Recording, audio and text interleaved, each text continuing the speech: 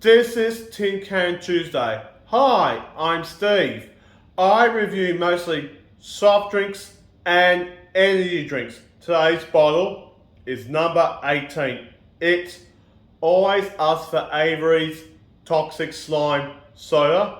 On the cap, it says totally gross soda, but it's actually a blue raspberry flavored soft drink.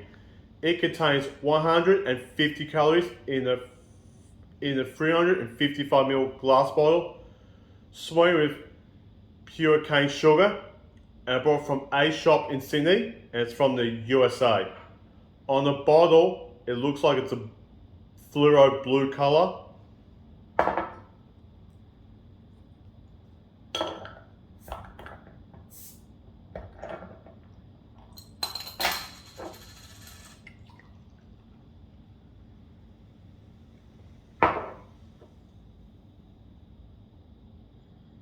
Smells like berries.